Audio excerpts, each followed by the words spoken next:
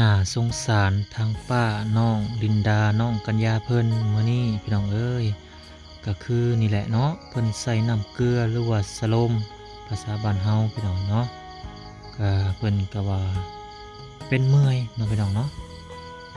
สงสัยก็เฮ็ดเวียกเฮ็ดงานนั่นแหละพี่น้องเนาะเฮ็ดเวียกหลายแล่น้ำลูกน้ำเต้าแล่น้ำลูกน้ำหลานพี่น้องเนาะแล่นซ้ายแล่นขวาแต่ละมื้อละวันเวียกงานก็อยู่ไร่อยู่นาแล้วก็คนเขาคนน้ำ แลน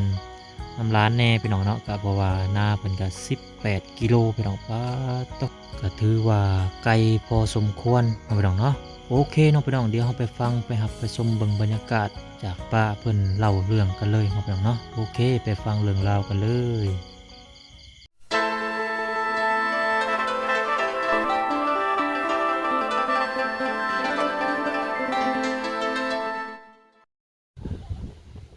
สลับภาพมาเนาะพี่น้องตอนนี้ก็มาพบมาเจอกันช่วงแรงๆตาเว้นแดงแล้วพี่น้องเนาะก็สิเข้ามาเยี่ยมมายามทาง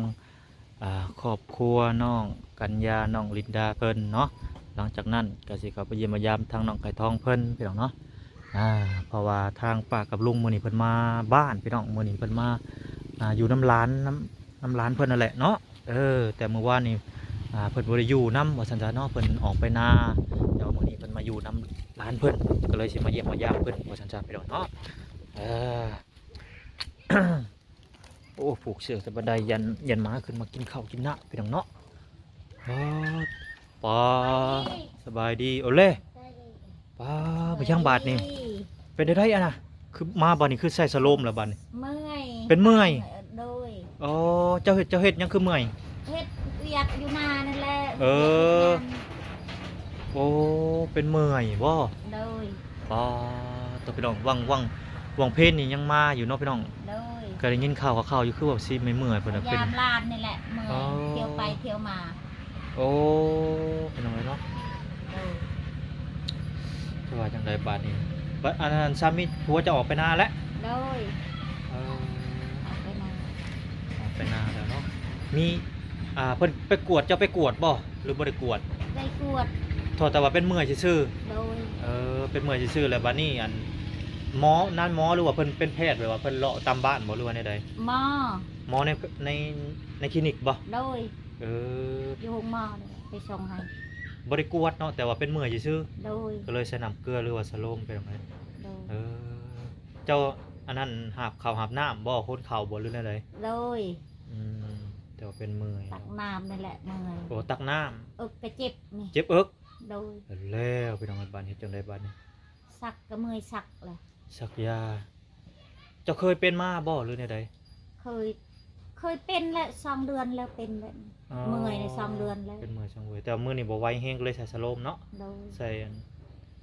ใส่น้ำเกลือว่าซั่นพี่น้อง3 ถุงแล้วโอเคพี่น้องเนาะเป็นได้ทางนี้เจ้าชายเศร้าไข่แล้วหรือยังยังเจ็บหัวอยู่บ่โดย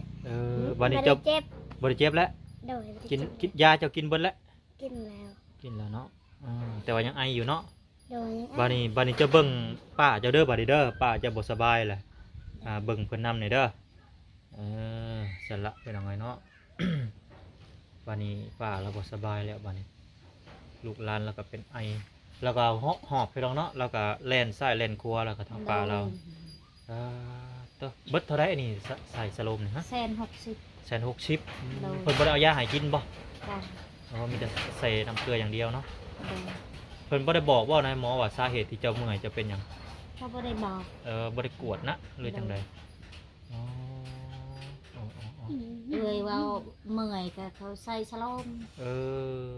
เพิ่นมาใส่อยู่พี่หรือเจ้าไปใส่อยู่ในหรือจังไดเขาใส่อยู่พี่ไปบ่ได้มึงไปบ่ได้ผัวจะไปนำมาโดยแต่ว่าตอนนี้ผัวจะไปออกหน้าโดยมื้ออื่นเพิ่นเข้ามาบ่หรือบ่เข้าโดยมาคือเก่าเนาะป้าพุ่นบ่ได้อีกเนาะสมมติว่านอนเผาเจ้ากะอยู่หน้ากะยังมีลูกน้อยเนาะยังเวียกอีกโอ้ยพี่น้องอะไรจะว่าจังไดบาดนี้จะแล่นซ้ายแล่นขวาแล้วก็ทั้งลูกทั้งหลานกับพ่อหลานลูกกับพ่อลูกอยู่หน้าคืออยู่หน้านี่ลูกจะมีเจ้าคน3 4อามาลูกลานั่นก็ไปนำไปทางใดก็ไปนำปะบ่ได้โอ้ยพี่น้องจะว่าจังได พิ่นให้คาร่ำยังอันนี้บ่ได้ให้คาร่ำยังบ่ บ่ได้คลาม มีแต่ว่า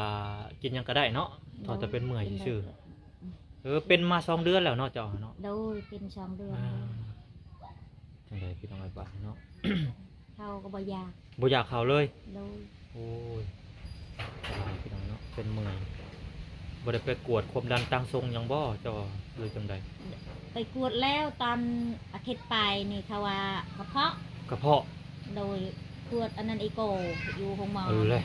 เขาว่ากระเพาะลำไส้อันนั้นอันนั้นจะเพาะยังเขาเอิ้นเคยลืมแล้ว อยู่พี่ส่วนหลายมีแต่กระเพาะเนาะ โดย แปลว่ากินซุปเจ้ากินแต่หน่อไม้หลายหั่นนะ โดย กระเพาะได้หน่อไม้นี่มัน เพาะ กินหลายก็บ่ดีถ้าว่าบ่กินก็บ่มีหยังกินแม่นบ่ โดย จะเป็นตัวได้กินถ้าว่าบ่กินก็บ่มีหยังกินพี่น้องจะสิว่าจังใดโอ้พี่น้องเนาะเขตนอกเฮานี่แหละพี่น้อง อยากนอนแล้วเป็นห่วงลูกอยู่นาในมันมีใครอยู่ เป็นห่วงลูกอยู่นา โดยยานเขาปะเขาอยู่นานงัวควายกินงัวหมูอยู่บ้านนี่แหละ แม่นแล้วเนาะผู้ใหญ่สุดจักปีซะอยู่นาน่ะผู้ใหญ่สุดน่ะจักปี 12 ปี กวยเท่านะ โดย เออ ผู้ชาย เพิ่นคือสิแบบบ่กุ้มบ่ได้ดอกเนาะ บกบนั่นแหละ บ่กุ้มแล้วยันแบบว่าเพิ่น เขา ลิ้น ปล่อยแล้วงัวควาย อืมกองเข่าแล้วบ่เข่ากองคือเลยบ่ กองแล้ว บ่ทันได้ปั้น ยังครึ่งหนึง ปั้นแล้วหรือยัง ทันคนยังบ่ทันคนยัง แม่นแหละต้องได้พาออกไปเพราะว่ายันลูกห เมื่ ลา อน เพิ่น วาน ลิ้น นี่แล้วเกี่ยวก็ยังบ่ทันแข็ง แม่นแล้วนั่นเทื่อลูกน้อยก็ไปหลินไฟเนาะอย่าไฟใหม่เขากองเขามีได้เพิ่นหลินเพิ่นจูดกองเขากองพื้นแล้วไม้เทียงไม้ลมซ้ำยามนี่พี่น้องเอ้ยแม่นแหละเพิ่นก็พาออกไปเบิ่งให้เบิ่งหน้าเพิ่นว่าซั่นซะพี่น้องเอ้ยเนาะว่ามันอยาก เอาจะเป็นหยังคืออันนั้นลูกคอตลอดเจ็บคอนะมันอยากไอโลดครับบ่เป็นหยัง ไอโลดถ้าว่าไอก็บ่แม่นกินน้ำหวานนี่บ่จักกินน้ำอันเป๊ปซี่น้ำอัดลมแม่นบ่นั่นบ่ฮู้แม่นแล้วแหละกินน้ำหวานอันนี้คือกันนี่เบิดขวดหนึงพวกนี้ก็ได้บ่ธรรมดาทางบ่พรเพิ่นมาซื้ออันเล่มร้อยสติงมาเนาะอย่างอีกอย่างกับขนมพี่น้องเอ้ยขนมให้แม่นเอาเป็นหยังนะเบ้าจะบ่ซื้อมาเพราะว่าซุมเจ้าไข่หั่นแหละคือสิซื้อมาก็ซ้ำมันสาขาโคตรทางอ้อมพี่น้องเนาะก็เข้าใจเด้อพี่น้องเด้อสาเหตุที่บ่น้อยบ่ซื้ออันขนมมาให้เพิ่น นี่แหละเอาจะได้ก็สู้ๆทางกันป้าเราก็ได้พี่น้องเนาะเราก็เล่นซ้ายเล่นขวาแล้วก็เมื่อยก็มาเนาะ โดย เมื่อยก็มาหาหลาน มาหา หลานก็ซ้ำลูกหั่นแหละ โดย เพราะว่าเพิ่นก็บ่มีไผเลยเด้ คืนนี้นอนบ่หลับ โอ้ คิดฮอดลาน คิดฮอดหลานนี่บ่ อยู่เฮือนนี่ เออ ป้าก็อยู่นาออกก็นอนเถื่อมือหนึ่งก็กลับเอง เออเป็นห่วงหลานนอน2 คน ก็เนาะมีอันนะเรียบร้อยทางนี้ก็มีอันญาพ่อหรือว่าญาทานเพิ่นอยู่ฝั่งไทยเพิ่นก็ว่า ให้หับเป็นลูกเลยก็ได้เจ้าฮะเอิ้นเพิ่นเป็นลูกเลยเด้อซะ โดย เพราะว่าเจ้าเลี้ยงประเทศบัดนี่เพิ่นก็ว่าอยากให้ทางน้องๆเพิ่นก็เอิ้นเป็นแม่แน่ประมาณนี้พี่น้องเนาะแล้วก็ให้ทางอันป้าเพิ่นก็ว่าหับเป็นลูกก็บ่ฮู้ว่าทางน้องๆเพิ่นสิเอิ้นหรือบ่ก็แล้วแต่ทางน้องๆเพิ่นเนาะแต่ก็นี่แหละหับเป็นลูกแล้วพี่น้องเนาะ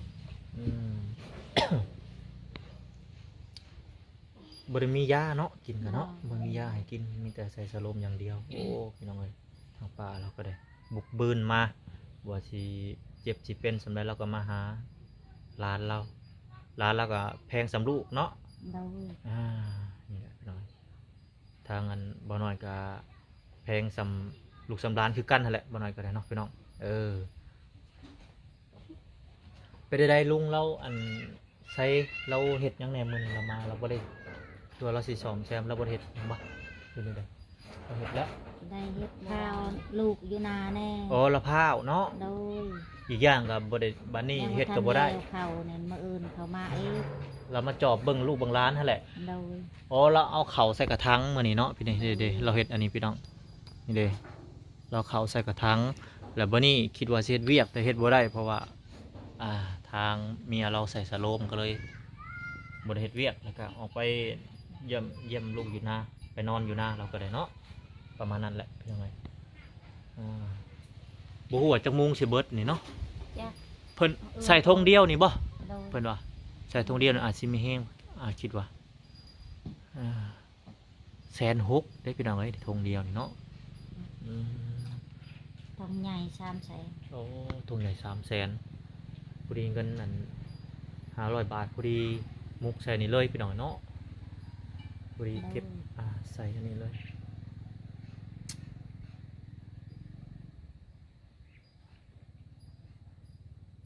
อีก2-3 มื้อบ่สิแล้วเขาแล้ววะ โดย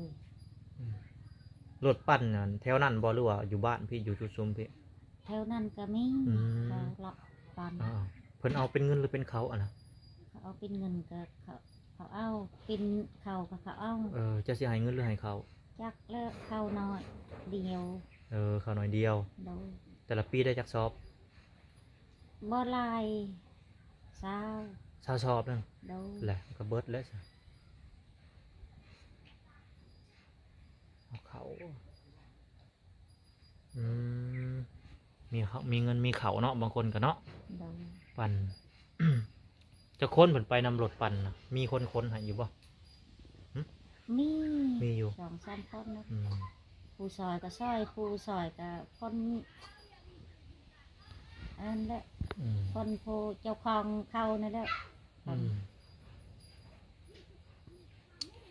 คือว่าบ่อยากเข้าเราว่าไปดองไงเนาะก็อยากให้เพิ่นอดกินเนี่ยจักหน่อยพอห้องท้องยันเป็นกระเพาะขึ้นนั่นแหละเดี๋ยวกระเพาะสิอันนั้นกินต้มไข่ไข่อันที่ว่าไข่หยังก็ย่าหมักตุ้มหมักตีมันเด้เพิ่นต้มจะเคยต้มอยู่บ่ บ่ เอาไข่ที่ว่าเป็นนั่นสุกดิบอันเด้ที่ กิ ว่าน สุกดิบ คือไข่สุกดิบแล้วมันแบบว่ามันนั่นมีวิตามินแน่นะอดกินแล้วกินกับน้ำปลาจำที่น้ำปลากับไข่ต้มไข่ให้ทางร้านต้มไข่แล้วก็บอกให้ร้านเพิ่นปรุงสำไรจากนาทีประมาณนี้ก็ว่ามันเป็นยำตุ้มก็เอาออกมาเนาะจะต้มเป็นจะบอกไข่สุกดิบบ่เป็นไข่มันสุกมันดิบเด้ไข่สำลาเดี๋ยวจะเคยต้มบ่ โดย ตัวเป็นยาหมักตุ้มเป็นย่างอย่างเงี้ยออกพอดีให้เพิ่นกินก็มีวิตามินให้ทางป้าเจะกินประมาณนี้แหละพี่น้องบ่อยากก็อดกิน2-3 คำก็ได้เพราะได้ห้องท้องบ่ให้มันเจ็บท้องเด้ คือว่าตอนนี้เจ้ามีอาการแบบใดในติ่งในตัวเจ้ารู้สึกแบบใดเมื่อยซื่อๆบ่หรือบรินั่นแหละแบบ เมื่อย เมื่อยบ่อยากนอนบ่ คือจะแบบเมื่อยนี่คือบ่คือเป็นคนดอก เออ เมื่อยลีหลอ เมื่อยแห้งเรียรอ โดย จึงได้บ้านพี่น้อง 2 เดือน 2 เดือนแล้วเนาะ โดย แต่เราก็บ่ได้บอกหรอกพี่น้องเนาะหากสิมาเห็นมื้อนี้แหละบ่น้อยก็ได้หากสิมาเห็นมาฮู้มาเห็นมือเพิ่นใส่สโลมว่าซั่นซะมื้อแรงก็นอนน้ำลูกน้ำหลานเนาะ โดย อืม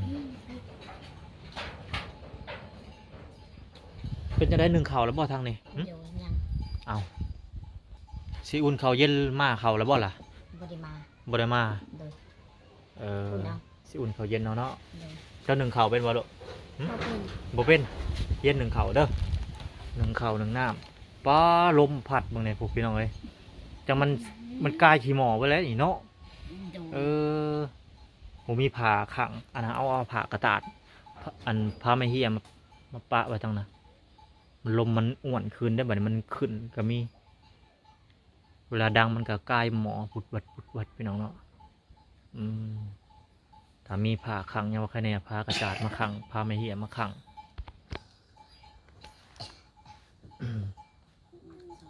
มื้อแรงเห็นยังกินมื้อแรงน้องลินดาน้องกัญญาเจ้าสิซุมเจ้าเฮ็ด กิน กิน ละ หยั ไม้ ง แหละ กินทำไมโอ้ยังบ่ได้เบิดเนาะ โดย ยังหลายอยู่ว่าซั่นซะพี่น้องเอ้ยเพราะว่าเพิ่นไปหามื้อเช้านี้ไปหากับอันนั้นน้องยังเกาะซื้อไปได้แล้วก็น้องปุ้ยแล้วก็น้องนางเนาะน้องนางน้องปุ้ยไปหา3 คน 2 คนไป เจ้าได้ซะจะไปทางใด คอยกับไปกับปุ้ย โอ้ ไปกับปุ้ยเฮา2 คน เอ บ่ อ ได้ไป นางบ่ได้ไปเนาะโอเคพี่น้องถ้ากันเราก็ได้หลายบ่เราก็ได้ โดยสกัด สำคัญไปฮักเอาหนอมหรือเอาแหนงมันไหนเนี่ยเอาแหนงมันบ่แหนงมันเตียวมันอยู่ทางเทิงยามนี่บ่มีในหลุมเนาะมันเบิดยามฝนเลย มีไม้เกาะก็ได้ ไม้เกาะ ก็บ่ได้ ถ้าว่ามีไม้เกาะเพราะว่าไม้น้ำไม้หยังอันนี้ซื้อมันน้ำไม้หยัง บ่แม่นน้ำไม้กระสะบ่น้ำไม้ในสายหวยใส่ต้องได้ต้มจืดๆอันนี้มันจังได้น้ำไม้ไหลแท้นี่บ่มีเนาะ อันนี้ก็เป็น หน่อไม้แต่ก็หน่อไม้ไหลนี่ เอาไหม บ่มีน้ำไม้ไหลน้ำไม้บงคือบ่เอามาปลูกเอามาปลูกไว้ ตาบังเป็นโอ้โหกับ มาปลูกไว้คือสิดีพี่น้องเนาะมาปลูกไว้เอาน้ำไม้เลี้ยงน่องเด้น้ำไม้เลี้ยงน่องแล้วก็น้ำไม้บงหวานมาปลูกไว้โอ้ก็ว่ามีแถวนี่เพิ่นขายแต่อยู่บ้านน่ะมีอยู่แต่ว่าใส่มันบ่มีรถใหญ่พี่น้องใส่บ่ใส่รถจักรมันหนักเด้พี่น้องอีลุงพุงผู้เอามาเนาะรถจักรมันนั่นใส่บ่ได้ได้เกะกะเกะกะพี่น้องเนาะอืมโอ้ทางลมก็ห้องเกะกะเกะกะพี่น้องเนาะ นอน3 คนบ่มื้อแรงนี่ฮะ แต่เก่ายังว่าอันน้องนำเพิ่นมานอนนำเนาะเพิ่นบ่มีหมู่นอนนำพี่น้องเอ้ยอันเพิ่นก็หาทางน้องปุ้ยน้องนางเพิ่นมานอนนำประมาณนี้แหละแล้วก็ตอนนี้แม่ป้าเพิ่นมาก็อาจสิบ่ได้นอนมื้อนี้แล้วเวียกแล้วงานก็สิมานอนคือเก่าคือเดิมเนาะแต่ก็ตอนนี้ยังพังอาการทางป้าเพิ่นอยู่พี่น้องเอ้ยร้านก็บ่สบายป้าก็บ่สบายบัดนี้เอ้าพี่น้องเอ้ยเนาะมุกมุ่นสิว่าจังใดพี่น้องเอ้ยบัดนี้เนาะ ก็มีแต่สั้นแหละเนาะถ้าว่าเจ้าเจ้า มีบเลย ถ้าเจ้าเจ็บแห้งเจ้าก็โทรบอกทางหน้าเด้อแล้วก็ให้ทางหน้าเพิ่นมาหาไปหงหมอพี่น้องเอ้ยเนาะถ้าว่าคอยมีถ้าว่าคอยได้ยินข่าวคอยก็สิไปหาเจ้าอยู่หงหมอถ้าว่านั้นถ้าว่าเป็นเมื่อยแห้งก็ได้ถ้าว่าเมื่อยบ่แห้งก็ถ้าพักเบิ่งสลมเบิดก่อนเนาะ โดย บางทีมันหายก็มีเนาะ โดย ประมาณนี้แหละเอาสู้ๆเด้อ โดย เป็นกำลังใจให้พี่น้องเข้มแข็งเพื่อตัวเองลูกหลานนี่แหละเนาะโดยโอเคพี่น้องเลยเนาะทางบ่น้อยก็สิได้กลับก่อนพี่น้องเนาะก่อนกลับไปเบิ่งทางน้องเพิ่นเฮ็ดปีสังอันนะพี่น้องเนาะขมุกขมุมอยู่อืมเจ้าเช็ดยังไงลูกหนึ่งเข่าบ่โอ้หนึ่งเข่าพี่น้องเนาะหนึ่งเข่า เดี๋ยวกันเลยเดี๋ยวกันเลย อุ่นเข่าพี่น้องเนาะโอเคกลับก็เด้อ ก็เมื่อย กลับก็เด้อไปเด้อ เด้อ อ๋อสบายดีสบายดีกลับก็น้องลิดาสบายดีลูกหล่ะ ไปดี สบายดีไปพี่น้อง